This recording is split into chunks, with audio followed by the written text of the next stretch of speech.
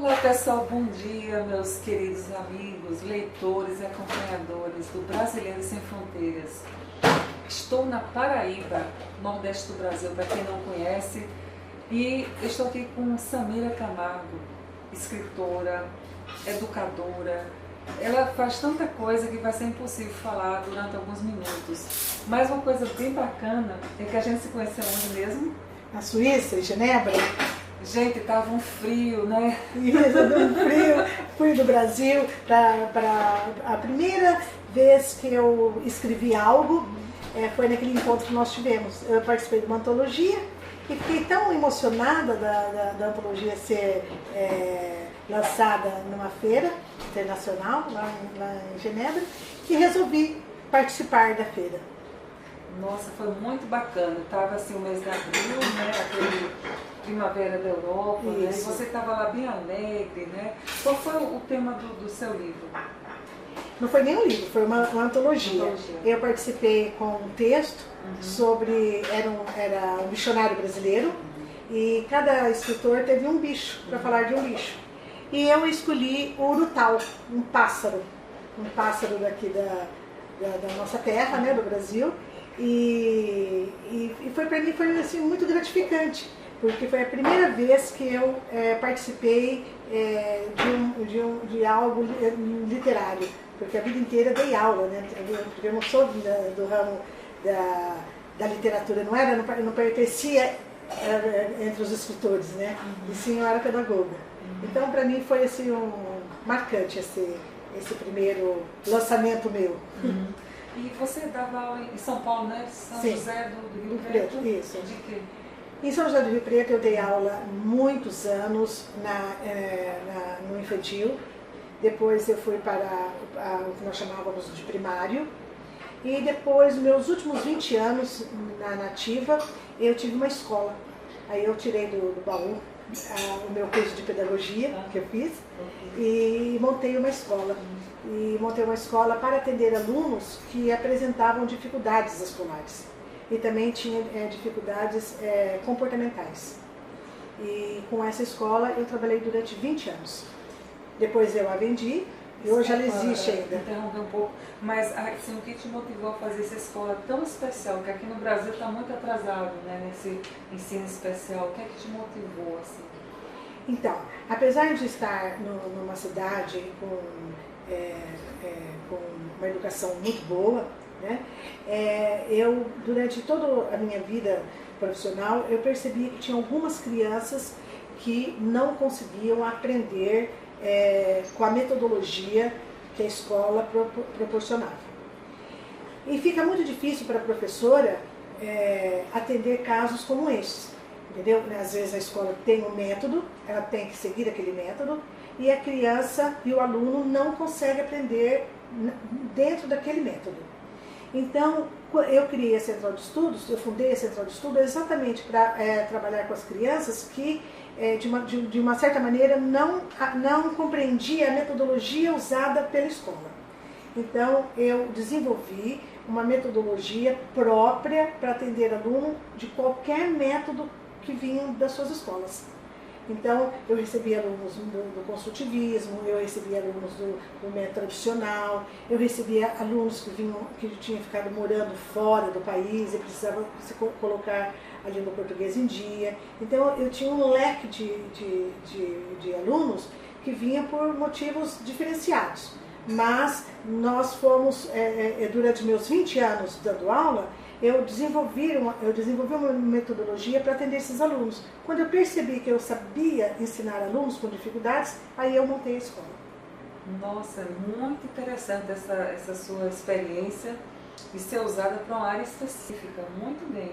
E daí você tem experiência, os seus livros, né, por exemplo, As Sete Marias, né? Conta um pouquinho para o pessoal que não conhece sobre essa obra, por favor. Aí depois dessa antologia, eu fui convidada, posso dizer que fui convidada mesmo, porque é muito interessante a história do livro As Sete Marias. Porque o livro As Sete Marias ele foi a realização de um sonho da ilustradora. E nós não nos conhecíamos, nós tínhamos uma cabeleireira em comum, muito interessante isso. E um dia a cabeleireira fazendo o cabelo da ilustradora disse qual era o sonho dela. E ela disse que o sonho dela era ilustrar um livro. E então, imediatamente, a cabeleireira falou assim, não, eu tenho uma amiga escritora que vai escrever um livro para você. Nossa! Foi assim, ela conectou vocês duas, né? Foi muito assim. Uhum. E por incrível que pareça, naquele dia, a hora que ela terminou todo o trabalho dela, ela me ligou. Era por volta, assim, aqui no Brasil, coisa de 11 horas da noite. Falando que eu teria que escrever um livro para cliente dela, que era ilustradora e já tinha exposição no Louvre e tal, muito importante, que eu tinha que escrever um livro porque ela tinha um sonho. Eu falei, meu Deus, não é assim. E 11 horas da noite você tomou um choque, né? Tomei um choque, eu tomei dois choques. Um pelo horário e um por saber que eu tinha que escrever um livro, entendeu? E ela foi tão assim, ela acreditou tanto nisso, que eu resolvi conhecer a ilustradora. Porque nós não nos conhecíamos, nem eu a ela, nem ela a mim. E aí quando eu fui conhecê-la, eu já levei o nome. Eu já pensei, porque ela é uma ilustradora que só desenha Marias. Ela só desenha Marias. Ela não desenha outra coisa. Então o livro tinha que ser de Marias. Então na época eu estava estudando muito a questão do número 7, porque eu tinha um netinho que ia fazer 7 anos. Então eu falei, eu vou levar o nome As Sete Marias. Qual foi a minha surpresa? Que a ilustradora ficou assim, encantada, porque ela é fascinada pelo número 7. Então, quando eu falei As Sete Marias, ela ficou encantada. E qual seria o significado para vocês? O número 7 e por que Marias? Tá. Marias, porque a ilustradora só desenhava Maria. Mulheres. Só mulheres, mas chamava Maria. Né? Marias, ela intitulou a arte plástica dela como Marias. E 7, porque eu estava fazendo um trabalho sobre o número 7, que é um número cabalístico, e falava das 7 cores do arco-íris, 7 dias da semana, 7 notas musicais, e todas essas combinações são diferenciadas. Por exemplo, as 7 cores do arco-íris são 7 cores diferentes, que combinando entre si ocorrem as outras cores. Né? As 7 notas musicais, nós só temos 7 notas musicais, mas a combinação das 7 notas ocorre músicas belíssimas. E eu propus a ela escrever um livro, As Sete Marias, falando das diferenças entre as pessoas. E aí, qual foi a minha surpresa? Porque eu fui com a ideia de escrever As Sete Marias mulheres, assim, adultas já. E qual foi a minha surpresa? Que a ilustradora pediu se eu pudesse escrever um livro para meninas. E para mim foi maravilhoso, porque escrever para crianças é muito mais fácil para mim, né? E então, realmente, eu escrevi As Sete Marias. E, coincidentemente, o livro foi para um concurso sem mesmo antes sem ilustração. Foi só história para um concurso, porque ele não tinha sido ilustrado ainda. E qual foi a minha surpresa? Que ele ganhou em primeiro lugar na categoria infantil e infanto-juvenil. Nossa, parabéns! E onde foi esse concurso? Eu recebi esse prêmio em Vevey, na Suíça. E foi assim muito gratificante, porque escrever foi o meu primeiro livro solo. E já mandar para um concurso, ele ser já sorteado, ser classificado e ainda ser o escolhido, para mim foi maravilhoso. E depois ele ganhou outro concurso na minha cidade. Tem um projeto que chama Nelson Seixas. Nós inscrevemos ele nesse projeto e mais uma vez ele ganha entre todas as pessoas que entraram com o livro infantil e infanto-juvenil, e ele ganha mais um concurso. Então, realmente, foi assim, uma experiência inédita. Eu acho que para o escritor é magnífico ganhar prêmios com seus livros, né? Então, para nós... Uma surpresa, né? Uma coisa nova para você. E eu fiz questão de levar a cabeleireira no dia em Vevey, na Suíça, para ela receber comigo o prêmio. Porque eu a intitulei como a madrinha das Sete Marias. Nossa, que maravilha, ela ficou radiante. Ela né? ficou radiante, porque ela falava, nossa, eu nunca imaginava que a minha primeira viagem seria internacional, né? Então para ela foi muito gratificante, para mim também, porque realmente eu acredito que só a Sete Marias ocorreu pela insistência que ela teve, entendeu? Em acreditar, porque ela acreditou numa ilustração e numa pessoa que fosse escrever os livros sem nenhuma... Sem conhecer, sem ser uma referência literária, sem algo, esses caminhos mais sofisticados, né? Foi uma coisa, através do cabeleireiro, gente, né? Muita gente pensa que cabeleireiro é só fofoca, só besteirinha. Não, serve também para contatos. Foi um contato. Foi um contato. É uma benção, porque ela fez acontecer é que nem você mesmo falou, não teve uma mídia complexa para chegar a ter um concurso, a ter e foi um livro assim, que realmente surpreendeu a todos. É um livro que fala sobre as diferenças entre nós, e eu escrevi sobre a dona genética e escrevi sobre o código genético. Então, como eu fui muito tempo, aliás, eu sou muito mais pedagoga do que escritora, né?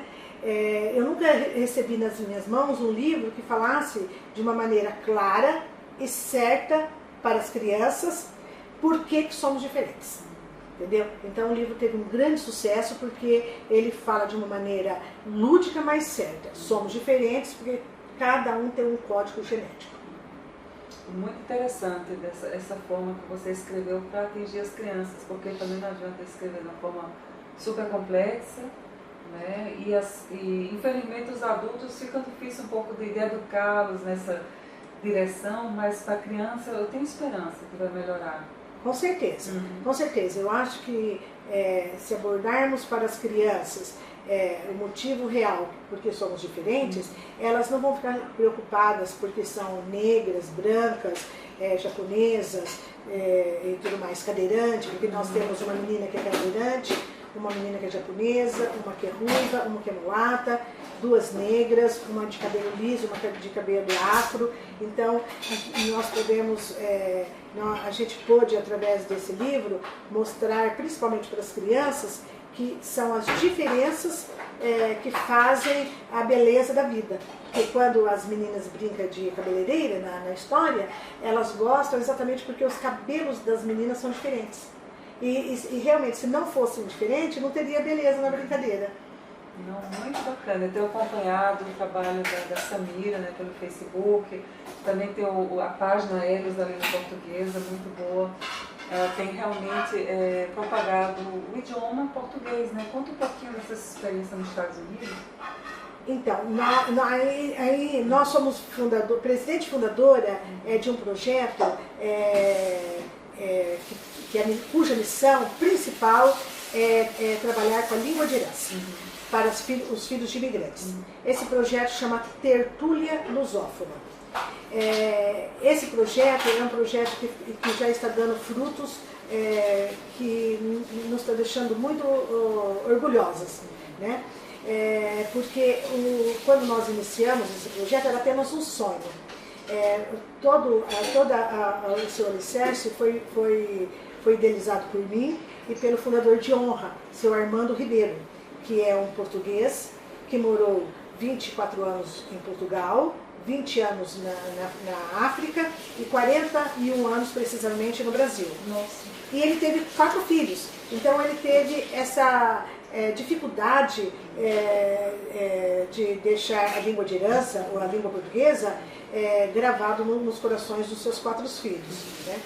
E como na roda da vida nós nos encontramos, a gente viu que realmente esse desejo de não deixar morrer a língua de herança, muitas vezes os pais deixam de falar a língua portuguesa em casa,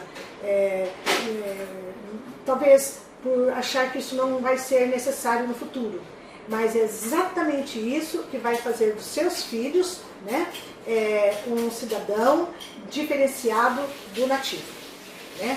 Porque o filho do imigrante, e o próprio imigrante, quando sai do seu país para viver em outro país, essa língua de herança traz a ele a gente chegou à conclusão que traz para ele emocionalmente, ajuda muito emocionalmente e também, por que não, socialmente. Por exemplo, um menino, um filho de imigrante que se forma, por exemplo, engenheiro, e de repente a firma precisa de um engenheiro que vá para Angola. Entre um engenheiro que sabe falar a língua portuguesa e um que não sabe falar a língua portuguesa, é o que sabe falar a língua portuguesa que é escolhido, independente de ser nativo ou não. Entendeu? Aí é a hora que ele, sendo imigrante, ele compete de pé de igualdade com o nativo.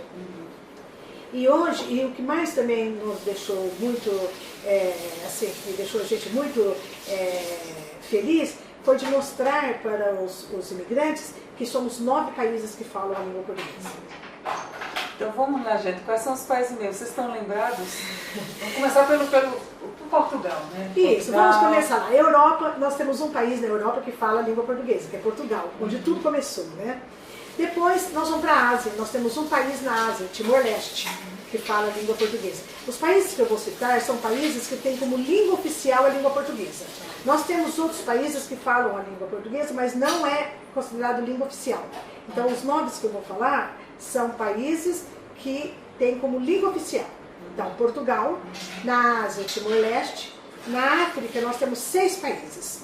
Nós temos Angola, Moçambique, Guiné-Bissau, Guiné Equatorial, São Tomé e Príncipe e Cabo Verde.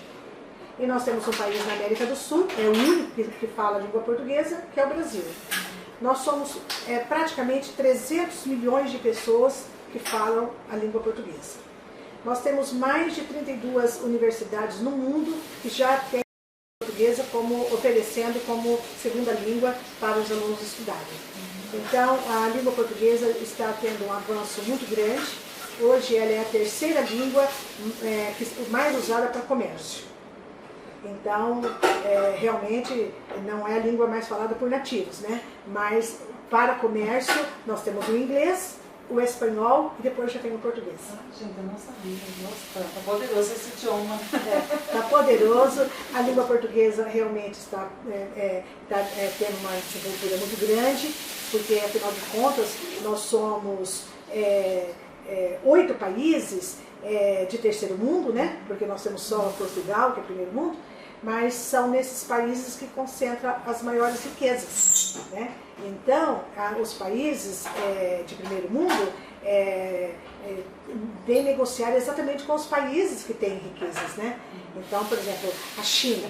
Né? A China está dando maior força para aprender a língua portuguesa, porque eles têm interesses comerciais no Brasil. Então, se eles souberem a língua portuguesa, lógico que eles vão fazer melhores negociações. Então, vocês podem acompanhar o Facebook da Tertúlia Lusófona, que vocês vão ficar surpresos em ver como a língua portuguesa está se fazendo presente. E agora, nós estamos muito felizes que a Unesco ela determinou, né, que dia 5 de maio se comemora a língua portuguesa.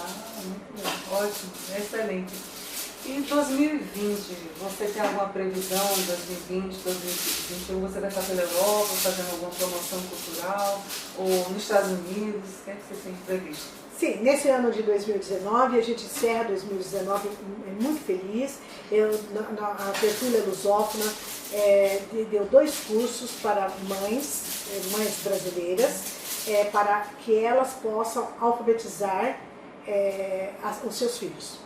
Então nós demos, nos Estados Unidos, nós temos 2 cursos. E também o projeto Elos da Língua Portuguesa, é um projeto também que a Tertúlia Lusófona faz parte. Ela fez um convite para a Associação Portuguesa de Poetas de Lisboa, é uma associação que tem 35 anos, também a Unesco também considera essa associação também, E a Academia Brasileira de Escritores também foi uma outra entidade que a Tertúlia buscou parceria para que pudéssemos alavancar de maneira especial essa questão do idioma da língua portuguesa, da língua de herança e falar dos 9 países. Então, esse lançamento do projeto Elos da Língua Portuguesa ocorreu, o primeiro volume, vai ser uma coleção de 10 volumes, o primeiro volume, agora nós vamos ter mais 9 volumes, cada volume homenageando um dos países, certo? E o nosso primeiro lançamento foi dia 9 de novembro em São José do Rio Preto. Estamos agora aqui no Nordeste, aqui em Recife, nós fizemos em São Paulo primeiro, depois agora em Recife. E esse ano nós encerramos por aqui. Mas no ano que vem vamos para a Europa, Portugal, Lisboa, Porto. Em junho, né? Isso, em julho vamos para Portugal, já está oficializado. E agora 2021 vai realmente, 2020 nós vamos trabalhar muito no segundo volume. E 2021 realmente vai ser um ano maravilhoso. Nós vamos começar por Portugal e vamos, quem sabe, para a Alemanha, né? Com certeza, né? Vai ser uma coisa muito boa, porque lá tem muitos brasileiros na Alemanha, e cidades grandes, como Frankfurt, Munique, Berlim, tem uma comunidade muito grande brasileira, Colônia também, com certeza. Vamos, se motiva aí, gente, escrevam para Samira Camargo, né, Elos da Língua Portuguesa, porque ela está aguardando o convite de vocês que são mães e que precisam aprender como ensinar seus filhos a língua portuguesa. Exatamente. A tertúlia lusófona vai aonde os imigrantes chamarem, entendeu? Esse convite que eu tive nos Estados Unidos, foi no Texas, foi 2 cidades bem pequenas, por incrível que pareça, Cypress e Katy, cidades pequenas, fizeram um convite, eu fui para dar aula, fiquei surpresa porque as mães amaram, então lá eu deixei várias professoras. Então realmente aonde chamar, nós teremos o maior prazer em ir, não só para as mães brasileiras, mas como para as mães angolanas, moçambicanas, dos 9 países. Nós iremos com o maior prazer em qualquer um desses países ou em qualquer país onde os pais queiram preservar a língua de herança. Muito bem. Então foi um prazer voltar a falar com você, te rever. E vamos deixar aqui no final do vídeo o contato para vocês diretamente contactarem a Samira, né? Obrigada. Luísa, foi um prazer. É impressionante ver como a vida dá voltas, né? Nos conhecemos em Genebra há 3 anos atrás, né? E agora aqui em João Pessoa, na Paraíba, aqui no Nordeste do Brasil, um lugar maravilhoso que realmente convido aí todo mundo a conhecer, porque vale a pena. Tá bom. Um abraço para vocês todos e até a próxima.